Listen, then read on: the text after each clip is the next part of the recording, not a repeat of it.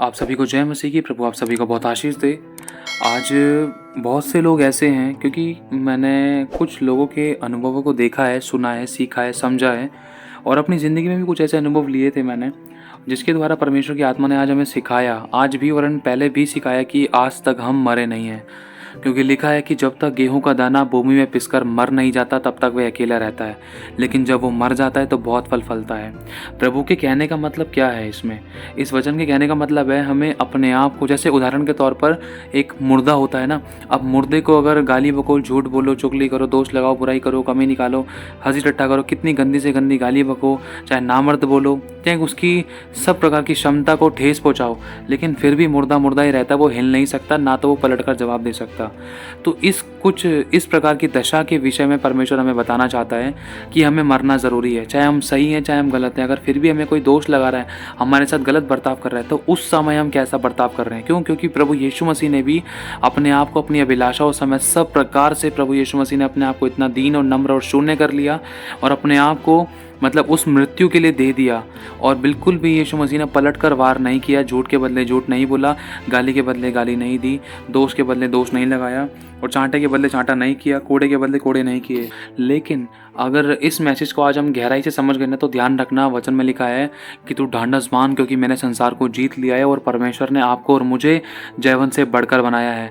प्रभु का वचन कहता है हमारे मुंह के शब्द नपे तुले हों और हमारे मुंह के शब्दों से सिर्फ और सिर्फ परमेश्वर की महिमा प्रकट हो, ना कि हम कोई शैतानी बर्ताव दिखाएं। क्योंकि लिखा है जीव के वश में जीवन और मृत्यु दोनों है, जो इसे काम में लाना जानता वो इसका फल भोगेगा। मेरे भाई और बहनों, हमें अपनी जुबान पर नियंत्रण करना है। चाहे हमारा भाई हमारे विरुद्ध में था, परिवार या पत्नी या पति या कोई फैमिली या कोई रिलेटिव या कोई रिलेशन या कोई भी ऐसा व्यक्ति जिसको हम जानते हैं या नहीं जानते, कोई भी ऐसा व्यक्ति जो हमारे विरुद्ध में था, हमारे सही होने के बाद भी हमारे साथ गलत बर्ताव कर रहा था, तो उस समय हमारे अंदर से क्या निकल रहा है? क्योंकि यीशु मसीह को देखकर हम सीख सकते हैं। जब सोचो आखिरी सांस तक प्रभु यीशु मसीह को कोड़े मारने के बाद भी उनको जब सूली पर लटका दिया गया, जो लोग एक हफ्ते पहले यीशु मसीह की होसना होसना गा रहे थे, महिमा कर रहे थे, आराधना कर रहे थे, परमेश्वर का धन्यवाद कर रहे थे, यीशु मसीह का स्वागत कर रहे थे, तो बाद में देखो एक हफ्ते बाद ही उन लोगों ने बरअब्बा को छोड़कर प्रभु यीशु मसीह का चुनाव कर दिया। मतलब प्रभु यीशु मसीह के बारे में ये कह दिया कि इसे क्रूस पर चढ़ाओ, क्रूस के लिए यीशु को चुनो वरन बरअब्बा को छोड़ दो, बरअब्बा को छोड़ दो, यीशु को क्रूस पर चढ़ाओ। सोच कर देखो, तो उस समय भी यीशु मसीह कांप रहा था, उसके हाथ पैरों में बहुत ज़्यादा बड़े बड़े घाव थे, यहाँ तक कि पिलातुस भी इस चीज़ को देखकर डर गया और बिल्कुल आउट ऑफ कंट्रोल हो गया और बिल्कुल हक्का बक्का रह गया जब उसके बदन पे से कपड़ा हटाया। क्यों? क्योंकि यीशु मसीह पूरा लहू लुहान हो चुका था। एक तरीके से वो मांस का लोथड़ा लग रहा था, जैसे कि छिला हुआ जो मांस होता है, और उसके हाथ पैर कांप रहे थे और सामने लोगों के सामने उस यीशु मसीह को, एक तरफ यीशु को, एक तरफ बरअब्बा को खड़ा कर दिया था। तो उस समय वहाँ के लोग चिल्ला चिल्ला कर कह रहे थे यीशु को क्रूस पर चढ़ाओ, यीशु को क्रूस पर चढ़ाओ और बरअब्बा को छोड़ दो। और जब यीशु मसीह को क्रूस पर चढ़ाने की बात हुई तो पिलातुस ने उसके बदन पे से कपड़ा हटाया कि तुम जांच लो, क्या सच में मैं तुम्हारे लिए इनको क्रूस पर चढ़ाऊं? तो जैसे ही कपड़ा हटाया, कपड़ा हटाने के बाद वहाँ के लोग हक्का बक्का हो गए, लेकिन फिर भी यीशु मसीह कांपता और थरथराता और बिल्कुल कांपता, बिल्कुल धीमी सी आवाज़ में कर्राते चुप रहा और सुनता रहा कि ये लोग भी आज मुझे क्रूस पर चढ़ाने के लिए बेताब हैं और तैयार हैं, लेकिन इन लोगों ने उन भले कामों को नहीं देखा जो मेरे पिता के द्वारा किए गए थे। फिर भी यीशु मसीह चुप रहा। यीशु मसीह ने अपनी सफाई नहीं दी, यीशु मसीह ने अपने आप को सच्चे न्याय के हाथों में सौंपा। आज हम लोग क्या करते हैं? आज अगर हम जाने यीशु मसीह के बारे में, तो यीशु मसीह को क्रूस पर चढ़ाने के बाद भी लोगों ने सर हिला हिला कर निंदा करी, दोष लगाए, बुराइयां की, कमियां निकाली और ठट्ठा किया, उसके कपड़ों को फाड़ दिया, नंगा कर दिया। मेरे भाई और बहनों, ये सच्ची गवाही है, ये प्रभु यीशु मसीह के विषय में है कि यीशु मसीह को इतनी गंदी तरीके से, इतनी बुरी तरीके से मारा, वहाँ के लोगों की रूहें कांप उठी थी और बहुत से लोग तो देख भी नहीं पा रहे थे। और यीशु मसीह को जब क्रूस पर चढ़ाया तो उस समय भी यीशु मसीह की निंदा की गई। क्या कहा कि अगर तू सच में परमेश्वर का पुत्र है तो उतर आ और मुझे भी बचा ले। और नीचे के लोग जो मतलब ज़मीन पर थे और यीशु मसीह क्रूस पर लटका हुआ था, तो उस समय लोगों ने भी यीशु मसीह का तिरस्कार किया। उस समय भी यीशु मसीह के अंदर से वही निकला जो यीशु के अंदर भरा हुआ था। और हमारे अंदर क्या भरा हुआ है, ये हमारे गुणों से पता चलता है कि कितनी बुराई, कितना गुस्सा, कितनी लड़ाई दंगा, कितना नामाफी की बातें, कितना ठट्ठा करने वाली बातें, कितना दोषारोपण की बातें, कितना बदला लेने वाली बातें, हमारे अंदर क्या भरा हुआ है, हमारे गुणों से पता चलता है। प्रभु यीशु ने क्या कहा? यीशु मसीह ने क्रूस पर सब लोगों को क्षमा किया और कहा कि हे पिता, इन्हें क्षमा कर, ये नहीं जानते क्या कर रहे हैं। प्रभु यीशु मसीह खुद घृणा का पात्र बन गया पिता के सामने और पूरी बॉडी को यीशु मसीह की छेद दिया था, लेकिन फिर भी यीशु मसीह के मुंह से क्षमा, दया और अनुग्रह ही निकला। और यीशु मसीह ने खुद पिता से चिल्ला चिल्ला कर कहा कि हे मेरे परमेश्वर, तूने मुझे क्यों छोड़ दिया। लेकिन आज हम क्या करते हैं, अगर थोड़ा सा भी हमें दुख होता है ना तो अपनों को ही छोड़ देते हैं। अगर हल्का सा भी दुख होता है ना तो हमसे सहन नहीं होता है। आज हम मरे ही नहीं हैं, इसलिए यीशु कहता है देखो उन्होंने मुझे सताया तो तुम्हें भी सताएंगे। आज हमारे पास किसी भी प्रकार का सताव हो सकता है, घर को लेकर, पत्नी को लेकर, पति को लेकर, भाई को लेकर, बहन को लेकर, फैमिली रिलेटिव रिलेशन को लेकर, अर्निंग को लेकर, सेविंग को लेकर, बच्चों को लेकर, किसी भी प्रकार से आज हमारे जीवन में कोई भी क्रूस हो सकता है। तो उस समय हम कर क्या रहे हैं? क्या हम 10 दिन की परीक्षा को 10 साल की बना रहे हैं, 10 साल की परीक्षा को 40 साल की, या 40 साल की परीक्षा को हमेशा के लिए बना रहे हैं? ये हमारे हाथ में है। देखो अगर आप जानो उन इजरायली के बारे में, 10 दिन का सफ़र उनका 40 दिन और 40 दिन का सफ़र और 40 साल में बदल गया था। क्यों? खुदा तो बहुत जल्द लेकर जाना चाहता था, लेकिन मेरे भाई और बहनों उनकी परीक्षा क्यों बड़ी हुई?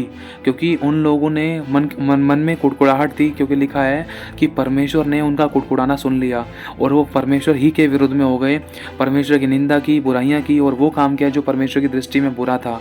लेकिन फिर भी परमेश्वर ने उनको बार बार मौके दिए, उनको खिलाया पिलाया, समझाया सिखाया और एक अच्छा अगुआ भी दिया। यहाँ तक कि अगुए ने भी उनके आगे मुंह के बल दंडवत गिर कर कहा रुक जाओ, मत लौटो वापस मिस्र में। लेकिन फिर भी वो इजरायली मिस्र को लौटने की पूरी इच्छा रखते थे और यहाँ तक कि लौटने की पूरी चाह रख ली थी और तैयार थे पूरी तरीके से और खुदा को छोड़ने के लिए पूर्ण रूप से तैयार हो चुके थे। लेकिन मेरे भाई और बहनों फिर भी बात सारी ये है कि देखो उस समय जो इजरायलियों ने किया था, कहीं आज भी हम वही तो नहीं कर रहे हैं। कहीं हम अपनी परीक्षा जो आज सिर्फ 2 दिन की 3 दिन की है, कहीं हम उसको बढ़ाकर 3 हफ्ते की, 3 महीने की या 3 साल की तो नहीं कर रहे हैं। हमारा थोड़ा सा खमीर पूरा गुना हुए आटे को ख़राब कर सकता है। तो इसीलिए मेरे भाई और बहनों आज हमें मरना ज़रूरी है। किस प्रकार का मरना? प्रभु चक्कू छुरी चलाने के लिए, फांसी लगाने के लिए नहीं कह रहा है, जहर खाने के लिए नहीं कह रहा है। प्रभु के कहने का मतलब ये है कि जैसे एक मुर्दा होता है ना, मुर्दे को दर्द नहीं होता, मुर्दे को गाली बकलो, जितना भी चिढ़ा लो या जितना भी गलत व्यवहार कर लो, लेकिन फिर भी वो वैसा का वैसा ही रहता है। लेकिन अपना टाइम पैसा एनर्जी ख़राब करने वाला कौन सा व्यक्ति है जो मुर्दे को खामखा छेड़ रहा है? कहने का मतलब ये है कि जब यीशु मसीह ने अपने आप को हम सब मनुष्यों के लिए दे दिया और अपने आप को इस प्रकार के जीवन में ढाल लिया कि कोई चाहे कुछ भी कहे लेकिन फिर भी मुझे चुप्पी लगानी, कोई चाहे कितना भी सताए लेकिन फिर भी मुझे सहना है, कोई चाहे कितना भी गलत व्यवहार करे लेकिन फिर भी मुझे नम्र और दीन रहना है, क्योंकि मेरे पिता के गुणों को प्रकट करना है। क्यों? क्योंकि यीशु मसीह उन्हीं गुणों से भरा हुआ था। लेकिन आज हमारे अंदर क्या है? आज हमसे पति की नहीं सही जाती, पत्नी की नहीं सही जाती। छोटी सी बात लगती है, ये छोटी सी बात नहीं है मेरे भाई और बहनों। सच में सुनने में तो बहुत छोटी लगती है, लेकिन छोटी बिल्कुल भी नहीं है। आज हमसे दोस्तों की नहीं सही जाती, आज हमसे बाप की नहीं सही जाती। माँ कहती है बेटा सिलेंडर उठा के लिया, नहीं उठा के लेकर आता। अगर बाप कहता है बेटा ये काम कर ले, नहीं करता। बेटा माँ कहती है बेटा डब्बा उतार दे, काम कर दे, सिलेंडर लिया, या ये बना दे वो बना दे, दूध लिया। या बाप कहता है कि बेटा खाना दे दे, पानी दे दे। आज हमसे छोटे छोटे कामों में जोर पड़ता है, थोड़ी थोड़ी बातों में, छोटे छोटे कामों में हम बोलते हैं अभी थोड़ी देर में कर दूँगा, बाद में कर दूँगा, ये कर दूँगा, वो कर दूँगा। लेकिन उन छोटी छोटी बातों को भी अगर हम नहीं सुनते, अगर हम माँ बाप हमारे थोड़ा सा गुस्सा कर देते ना, तो उतनी सी बात में हम अपने माँ बाप से लड़ने के लिए तैयार हो जाते हैं। कोई हाथ उठा देता है, कोई हड्डी तोड़ देता है, कोई घर से बाहर निकाल देता है, कोई अपने पति पत्नी के चक्कर में, कोई अपने परिवार के चक्कर में अपने माँ बाप से लड़ जाता है, कोई अपने माँ बाप के चक्कर में अपनी पत्नी से लड़ जाता है। किसी की सहन ही नहीं कर सकता है आज इंसान। आज मसीह को जानने के बाद भी आज हमारे अंदर सहनशीलता नहीं है। आज हमारे अंदर सहनशीलता होना बहुत ज़रूरी है, जिसके द्वारा आज हमारा परिवार बना रह सकता है, जिसके द्वारा हम आत्मा में बढ़ सकते हैं, जिसके द्वारा हम परमेश्वर के गुड़ गुड़ भेदों प्रकाशनों को जान सकते हैं, सामर्थ को पा सकते हैं, आशीष पा सकते हैं। उस सहनशीलता के द्वारा जिसकी हमें ज़रूरत है, अगर वो सहनशीलता हमारे अंदर है, चाहे हम भले ही कितने भी सही थे लेकिन फिर भी अगर हमें सताया जा रहा था, अगर उस समय भी हम सहनशीलता दिखा रहे हैं, तो वो सहनशीलता हमारे एक स्टेप क्या मतलब 10 स्टेप आगे बढ़ने का बहुत बड़ा एक तरीका है। और जो सता रहे थे उनके घुटने टिकने का बहुत जल्दी ये भी एक बहुत बड़ा रास्ता है। क्यों? क्योंकि जो सता रहे वो हमेशा नहीं सता सकते मेरे भाई और बहनों। ये आज नहीं तो कल उनके घुटने ज़रूर टेकेंगे खुदा के आगे, अगर हम चुप लगा कर सहेंगे तो। लेकिन अगर हम भी आँख के बदले आँख, चांटे के बदले चांटा, गाली के बदले गाली, बुराई के बदले बुराई और गलत के बदले कोर्ट केस या पुलिस थाने या कोर्ट कचहरी करेंगे ना, तो इसका मतलब ये है कि हमने अपने पर भरोसा रखा है, अपने कामों पर भरोसा रखा है। हम सोच रहे हैं कि अपनी बुद्धि से हम सब कुछ ठीक कर लेंगे, तो इसका मतलब बहुत गलत है। इसका मतलब ये है कि हम अपनी परिस्थिति को और गंदी तरीके से बिगाड़ने जा रहे हैं, अपनी परीक्षा को और बड़ी करने जा रहे हैं, समस्या को और बड़ा करने जा रहे हैं, पाप के कारण बुराई को पैदा करने जा रहे हैं। इसकी सच्चाई यही है। लेकिन अगर हम चुप रहकर दुख को सहते हैं तो ये परमेश्वर को भाता है। देखो मेरे भाइयों और बहनों, इंसान आज सताएगा, कल सताएगा, लेकिन हमेशा नहीं सता सकता है।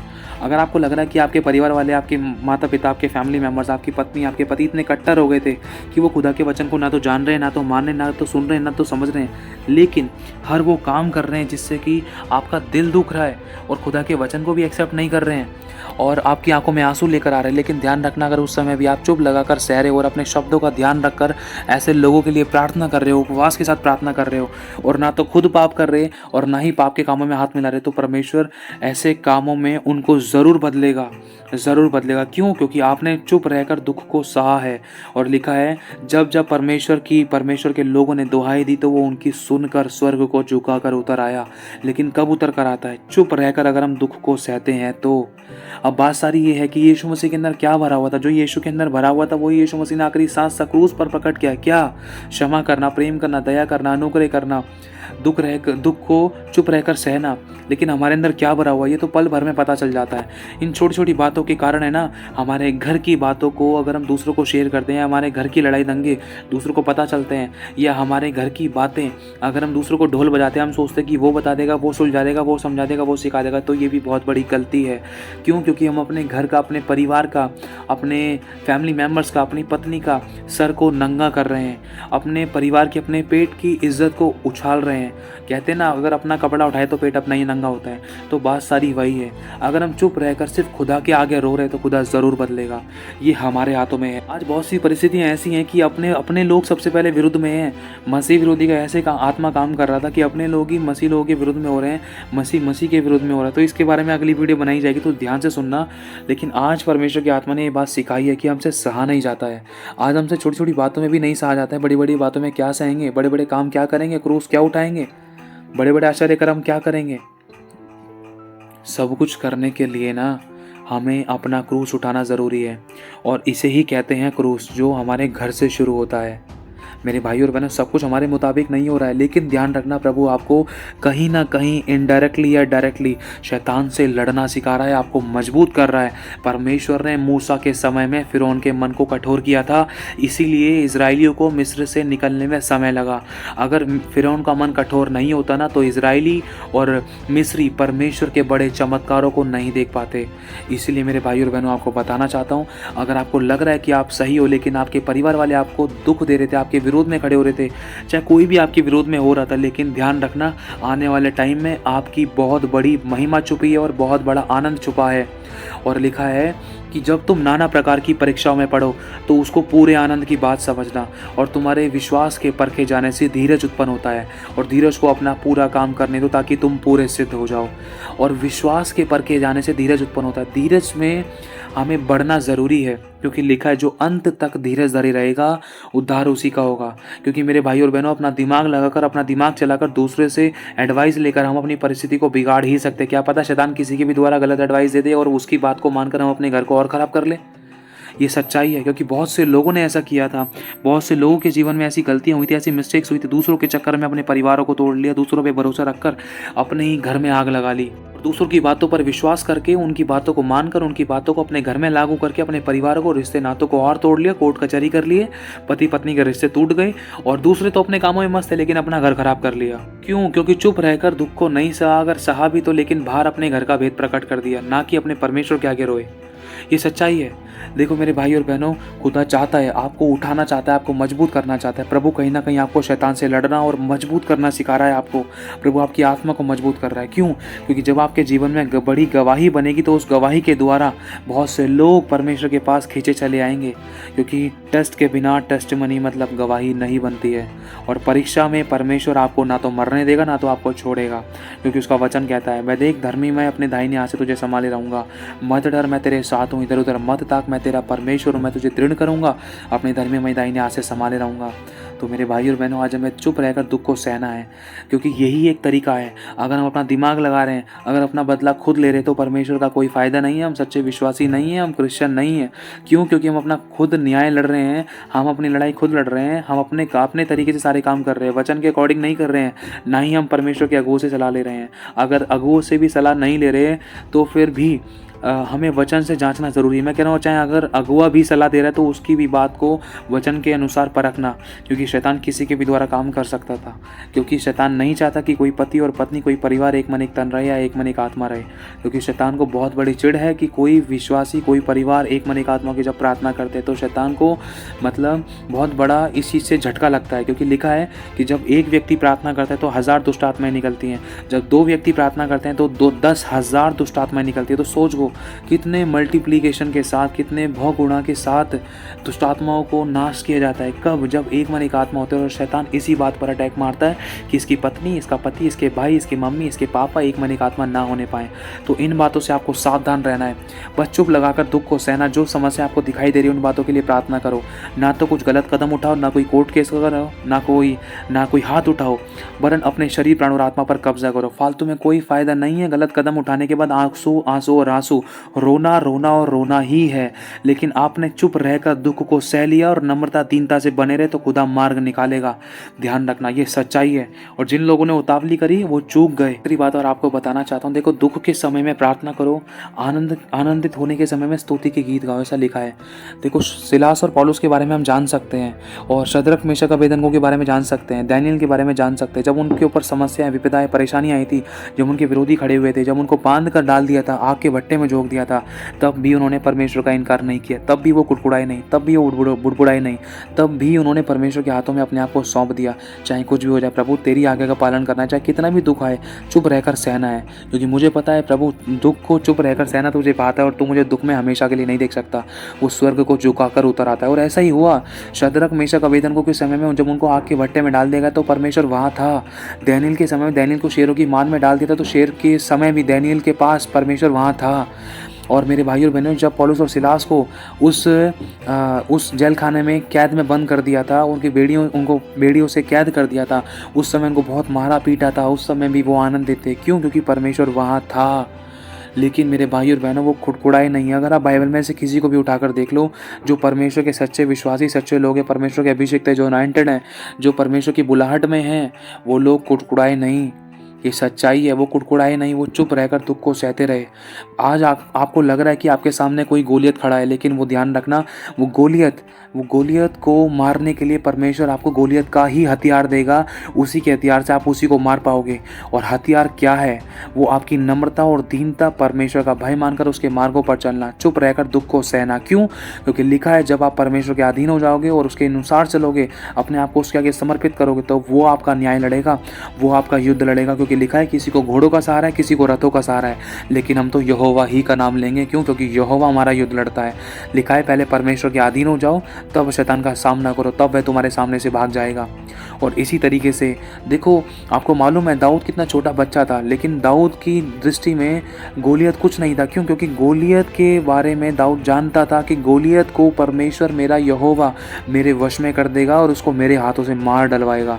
क्यों? क्योंकि मेरा रिश्ता परमेश्वर के साथ अच्छा है और मैं परमेश्वर का मन भाव हूँ। हर बात में उसकी स्तुति, प्रशंसा, महिमा करता हूँ, ना कुड़कुड़ाता ना बुड़बुड़ाता।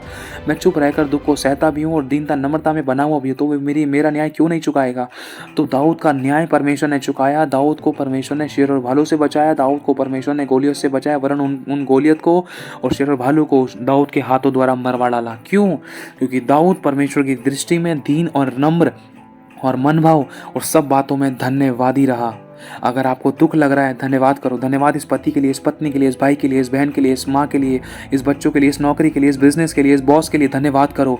उस धन्यवाद के द्वारा आप उस अपने मुकाम तक पहुँच पाओगे जो परमेश्वर ने आपके लिए रखा है। उस मुकुट तक पहुँच सकोगे, उस मुकुट को पा लोगे जो परमेश्वर ने आपके लिए रखा है। क्योंकि लिखा है, परीक्षा के समय आपको स्थिर रहना है और परमेश्वर परीक्षा से निकास भी करेगा और आपको जीवन का मुकुट देगा। अब बात सारी ये है, अगर हम गिर गए तो हमें पड़े नहीं रहना है, हमें अपने कपड़े झाड़कर फिर से उठना है मेरे भाई और बहनों। क्योंकि देखो, जब पतरस गिर गया था, पानी में डूबा था, तो उसने चेलों को नहीं पुकारा था। वो जब पानी में डूब रहा था तो उसने यीशु को पुकारा था, कहा था कि हे प्रभु मुझे बचा। अगर वो चेलों को पुकारा तब चेले चाहकर भी नहीं बचा सकते थे, लेकिन जब यीशु को पुकारा तो यीशु मसीह के बारे में लिखा है कि यीशु ने उसका हाथ पकड़ लिया और उसको थाम लिया। थामा कैसे? जैसे एक माँ एक अपने बच्चे को थामती है, उसी प्रकार से यीशु ने अपने चेले को थाम लिया। मेरे भाई और बहनों, उसका वचन कहता है, देख मैं तुझे अनाथ ना छोड़ूंगा। मैं जानता हूँ तो चुप रहकर दुख को सह रही है, तो सब कुछ सह रहा है, लेकिन फिर भी मैं तुझे कभी ना छोड़ूंगा, कभी ना त्यागूंगा, लेकिन जगत के अंत तक सदैव तेरे साथ रहूंगा। तू हियाव बांध और दृढ़ हो जा, भय ना खा, तेरा मन कच्चा ना हो, क्योंकि यहोवा तेरे साथ है। जीवन भर तेरे सामने कोई ठहर ना सकेगा। जैसे मैं मूसा के संग रहा वैसे मैं तेरे संग रहूंगा। ना तो मैं तुझे कभी छोड़ूंगा, ना तुझे कभी धोखा दूंगा। मेरे भाइयों और बहनों, शत्रुओं के आगे मेज बिछाने वाला परमेश्वर है हमारा, हमारे लिए मेज बिछाता है। शत्रुओं के सामने हमें सदा के घमंड का कारण ठहराने वाला परमेश्वर है। लेकिन ताली दो हाथ से बजती है, एक हाथ से नहीं। परमेश्वर अपना काम करने के लिए तैयार है, लेकिन कब करेगा? जब हम अपने हिस्से का काम करेंगे।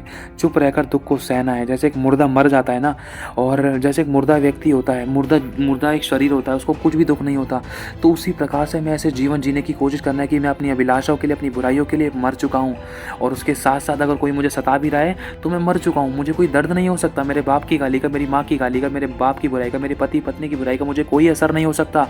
कोई दर्द पीड़ा नहीं हो सकती। कोई गाली से मुझे कोई किसी प्रकार का दुख नहीं हो सकता। कोई चाहे कुछ भी कहे, लेकिन मुझे मेरे खुदा को प्रसन्न करना है। जब यीशु को नहीं छोड़ा तो मुझे कैसी बात है? तो सोचने वाली बात है मेरे भाई और बहनों। अगर आप ऐसा करोगे खुदा को याद करके, तो खुदा आपको ज़रूर इस बात का रिवॉर्ड देगा और सर भी ऊंचा करेगा, क्योंकि हम जानते हैं परमेश्वर ने बहुत बड़े बड़े अनुभव दिलाए हैं। चुप रहने के द्वारा इतनी बड़ी ब्लेसिंग है कि आंखों में आंसुओं के साथ घुटनों के बल आकर खुदा का धन्यवाद होता है। इसलिए मेरे भाई और बहनों, आपको बताना चाहता हूँ कि चुप रहें, चुप्पी लगाएं। हर परिस्थिति में अपने आप को नम्र और दीन करें और खुदा की ओर ताकें। चाहे अपने सताएं, चाहे अपने दिल दुखाएं, चाहे अपने छोड़ जाएं, सिर्फ यीशु को याद रखना, क्योंकि यीशु ही है एक हमारे लिए सेट एग्जाम्पल। उसको देखकर हम सीखते हैं, क्योंकि जो यीशु ने किया वही हमें करना है। चुप रहकर सहना और खुदा की दुहाई देनी है। चाहे अकेले में रोना है, खुदा के आगे रोना है, चाहे चिल्लाना है, खुदा के आगे चिल्लाना है, लेकिन किसी के आगे मदद नहीं मांगनी है, किसी के आगे घुटने नहीं टिकाने हैं, किसी से हेल्प नहीं मांगनी है, किसी को अपने दुख का हाल नहीं बताना है सिवाय यीशु के। क्यों? क्योंकि प्रभु यीशु मसीह के सिवाय कोई हमारे दुखों से हमें आज़ाद नहीं कर सकता। अगर मनुष्य करता ना, तो आज हम खुदा के पास नहीं आते। मेरे भाई और बहनों, इसलिए मैं कहना चाहता हूँ, आज हमें चुप रहकर दुख को सहना है। बहुत से लोगों की परीक्षाएं हैं, बहुत से लोग घर से जूझ रहे हैं, बहुत से सास और बहू का, पति और पत्नी का, बच्चों का, फैमिली मेंबर्स, रिलेटिव का, रिलेशंस का, कभी कोई रूट कर बैठा है, कभी कोई रूट कर बैठा है। किसी को कोई मिसअंडरस्टैंडिंग है, किसी का बिहेव गलत है, कोई बदल नहीं रहा है, किसी को बदलने के चक्कर में हमसे पाप हो जाता है। बहुत सारी ऐसी परिस्थितियाँ हैं, लेकिन सिर्फ चुप रहना है। हम दूसरों को नहीं बदल सकते, पहले हमें खुद बदलना होगा। अगर हम चाहते हैं ना कि दूसरों को बदलें, तो अगर दूसरा व्यक्ति अगर हमें सता रहा है तो उस समय आप चुप रहना है। अगर सामने वाले के दृष्टि में अगर हम चुप रहकर दुख को ना सहें, तो वो नहीं बदल सकता। दूसरों को बदलने से पहले हमें खुद को बदलना होगा। मेरे भाई और बहनों, आज यीशु के द्वारा हम यही सीखते हैं। जब हम खुद को बदलेंगे ना, तो हमारे विरोधी, चाहे कोई भी हमारे विरोध में था, तो वो सोचेगा इसको मैंने मारा, गालियाँ बकी, दोष लगाया, बुराई करी, इसको आंसू दे रहा है, लेकिन फिर भी ये चुप बैठी है। मेरी पत्नी चुप बैठी है, मेरा पति चुप बैठा है, मेरा बेटा चुप बैठा है। सच में इसका खुदा सच्चा खुदा है। देख वो कितने अच्छे गुण हैं उसके, कि ये भी सही होने के बाद भी चुपचाप से सह रहा है। वो इंसान ज़रूर बदलेगा जो आपके विरोध में था। क्यों? क्योंकि आपके अंदर खुदा के गुण हैं, लेकिन आपको उनको प्रकट करना है, और शैतान नहीं प्रकट करने दे रहा था। आपके मुंह के द्वारा या मनुष्य के काम, शरीर के द्वारा काम पाप हो रहे थे। तो इसी कारण मनुष्य प्रभु के वचन में नहीं बना रह पा रहा था। तो मेरे भाई और बहनों, हमें बना रहना है, क्योंकि परमेश्वर ने हमें जयवंत से बढ़कर बनाया, और सदा से जय हमारी ही है। परमेश्वर ने हमारी डेस्टिनी को पहले से ही तय कर दिया है, कि हमें पहले से ही जयवंत बना दिया है, पहले से ही हम विनर हैं। इस बात को कभी मत भूलना। ये है तेरी परीक्षा और तेरा क्रूस। अपना क्रूस उठा और मेरे पीछे हो ले।